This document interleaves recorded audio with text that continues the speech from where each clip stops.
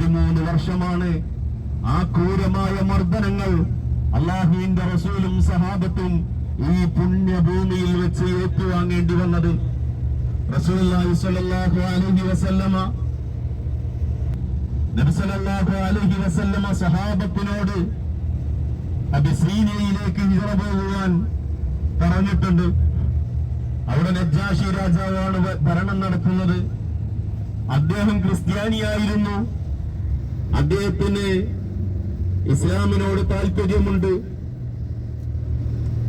വിശ്വാസികൾ ഏതാനും പേർ അവിടെ പോയി. അവിടേക്കും അന്ന് മുസ്ലിമാവാതിരുന്ന അബൂ സുഫിയാനും കൂട്ടരും ചെല്ലുന്നു.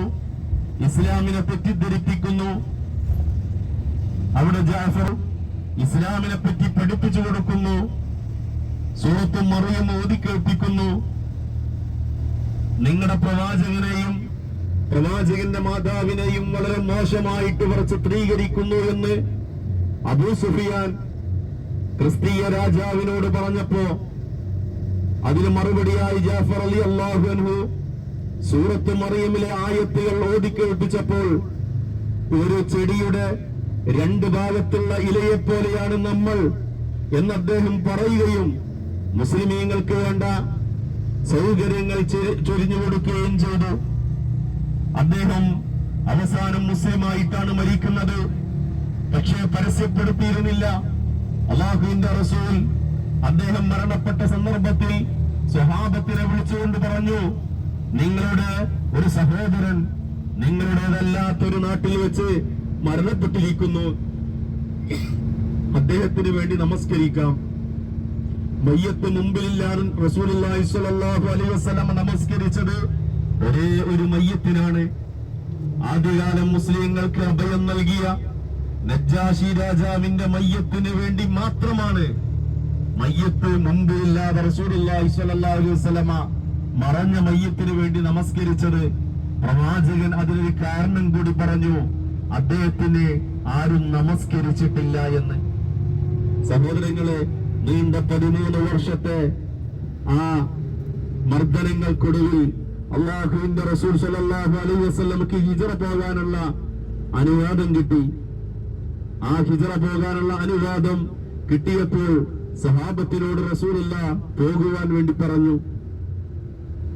അതിനു മുമ്പ് റസൂലുള്ളാഹി സ്വല്ലല്ലാഹു അലൈഹി വസല്ലമ ഈ നാട് വിടുമെന്ന് മനസ്സിലാക്കിയ ശത്രുക്കൾ പ്രവാചകനെ ഇവിടെ നിന്ന് പോവാതിരിക്കുവാനും പ്രവാചകനെ വകവരുത്തുവാനും തീരുമാനിച്ചു.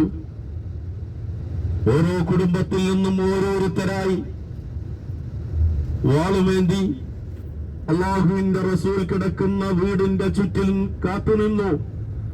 എപ്പോഴാണോ പുറത്തേക്ക് വരുന്നത് പുറത്തു വെച്ച് വധിക്കുക. എല്ലാവരും കൂടി ഒരുമിച്ച് നിന്നുകൊണ്ട് വധിക്കുമ്പോ പ്രവാചകന്റെ കുടുംബത്തിന് പ്രതികാരം ചെയ്യുവാൻ സാധ്യമല്ല. റസൂലുള്ളാഹി സ്വല്ലല്ലാഹു അലൈഹി വസല്ലമക്ക് അല്ലാഹു വിവരം കൊടുത്തു. പ്രവാചകൻ കിടക്കുന്ന കപ്പലിൽ പ്രവാചകന്റെ പിതൃവ്യപുത്രൻ അലി റളിയല്ലാഹു അൻഹുവിനെ കിടത്തി. അലി റളിയല്ലാഹു പ്രവാചകന്റെ വിരിപ്പിൽ കിടക്കുകയാണ്. പുറത്തുനിന്ന് അകത്തേക്ക് നോക്കുമ്പോ പ്രവാചകൻ സാധാരണ കിടക്കാറുള്ള കട്ടിലിൽ ഒരാൾ കിടക്കുന്നുണ്ട്. അവർ നബിയാണെന്ന് കരുതി അവർ കാത്തിരുന്നു. എപ്പോഴാണോ പുറത്തു വരുന്നത് അപ്പോൾ കൊല്ലാമെന്ന ധാരണയിൽ പ്രവാചകൻ അവർക്കിടയിലൂടെ വാതിൽ തുറന്ന് പുറത്തിറങ്ങി. ചെറിയ രൂപത്തിലുള്ള കാറ്റടിക്കുന്നുണ്ട്. ഒരു പിടി മണൽ വാരിയിട്ട് വിതറി അതവരുടെ കണ്ണുകളിലേക്ക് വരികയാണ്.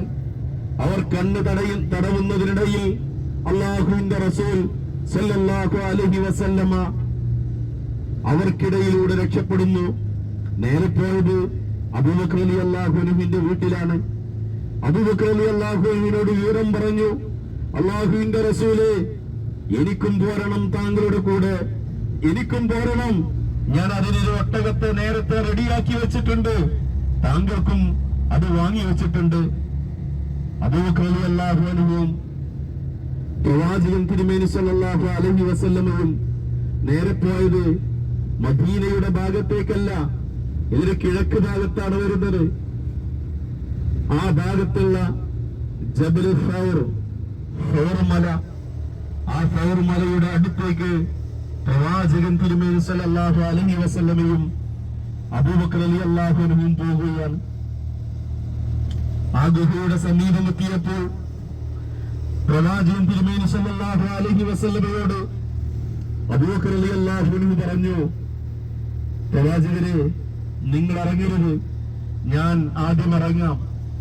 എന്നിട്ട് ആ ഗുഹയുടെ ഹോളുകളെല്ലാം അബൂബക്കർ റളിയല്ലാഹു കയ്യിലുണ്ടായിരുന്ന തുണിക്കഷ്ണങ്ങൾ കൊണ്ട് തിരികി ഓട്ടകളെല്ലാം അടച്ചു. എന്നിട്ട് തികയാത്ത ഒരു ഭാഗത്തേക്ക് തന്റെ കാലിന്റെ പെരുവിരൽ അതിലേക്ക് വെച്ചു. അല്ലാഹുവിന്റെ റസൂൽ അബൂബക്കർ റളിയല്ലാഹു അൻഹുവിന്റെ മടിയിൽ കിടക്കുകയാണ്.